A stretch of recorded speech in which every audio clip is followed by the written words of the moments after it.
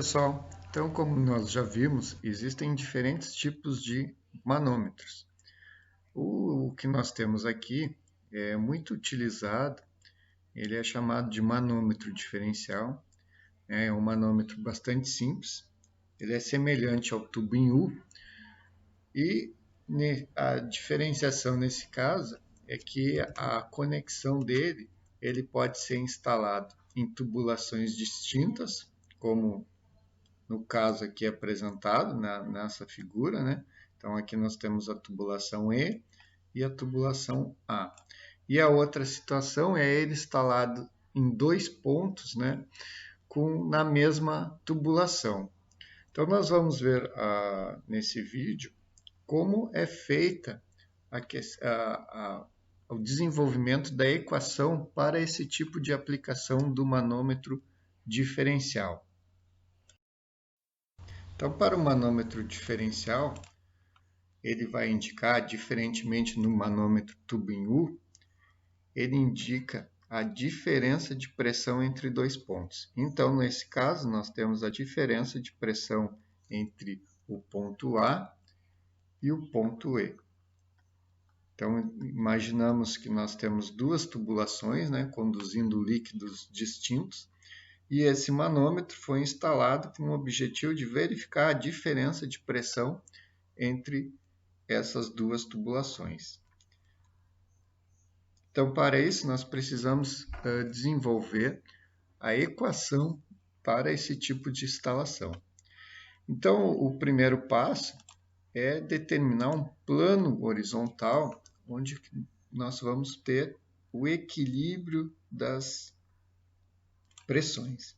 Então, a localização desse plano é sempre onde nós temos a mistura entre os líquidos. No caso aqui, o líquido representado por γ2 e o líquido γ3.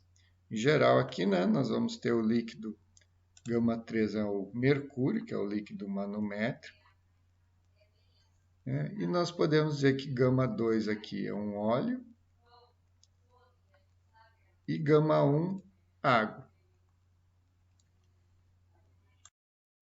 Então, nessa situação, nós temos três líquidos distintos. O usual é nós termos dois líquidos, um líquido manométrico e o líquido que é conduzido pela tubulação. Então, estabelecido o plano é igual à pressão que atua no ponto D.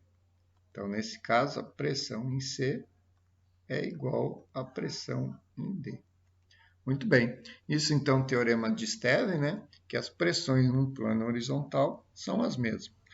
E como o sistema está em equilíbrio, o somatório dessas pressões, então, é igual a zero. Então, no manômetro diferencial, nós vamos determinar a diferença de pressão entre dois pontos.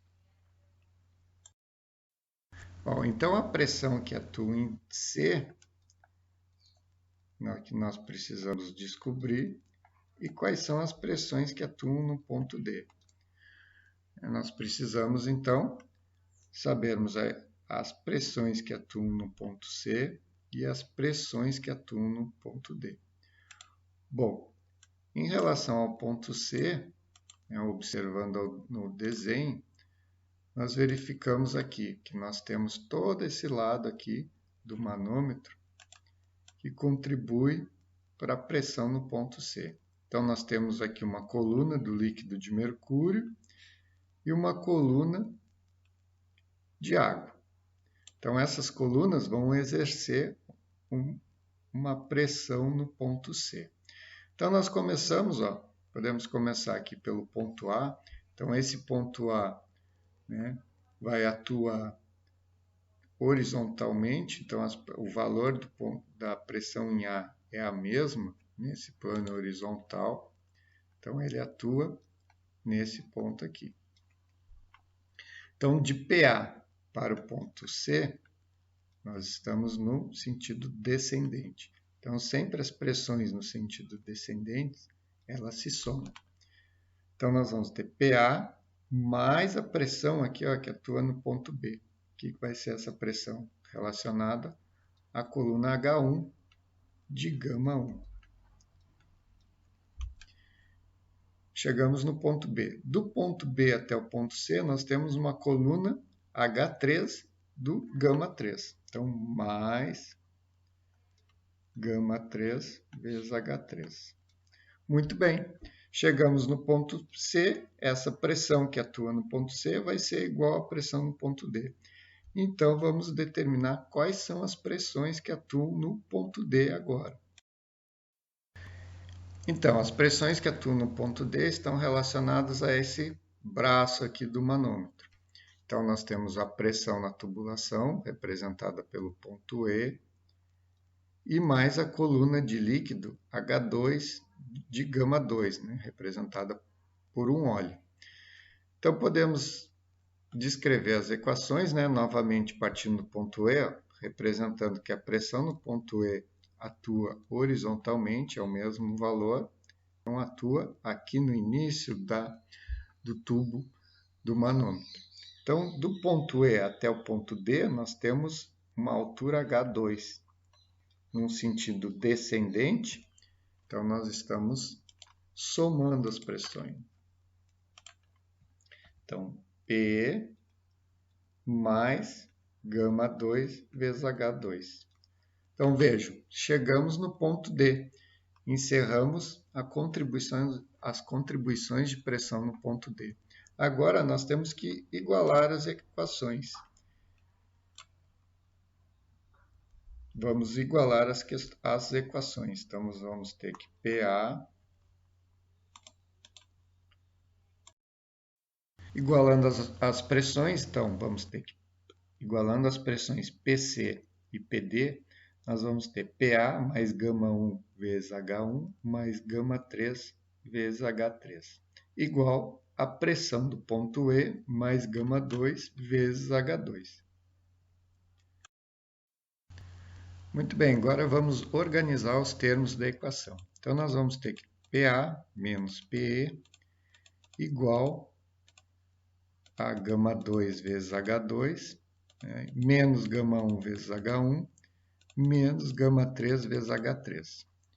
Bom, observamos que não há mais simplificações possíveis. Então, essa é a equação final do manômetro diferencial para 3 líquidos. O raciocínio para manômetros com mais ou menos líquidos é o mesmo. Existem outras formas de fazer, onde vocês vão chegar na mesma equação. E vocês podem tentar em casa, partindo aí do ponto D para o ponto E, no sentido inverso, e também do ponto C para o ponto A. O raciocínio é o mesmo e vocês vão chegar à mesma equação. No próximo vídeo, nós vamos fazer um exemplo de aplicação dessa equação no manômetro diferencial. Até mais, bons estudos!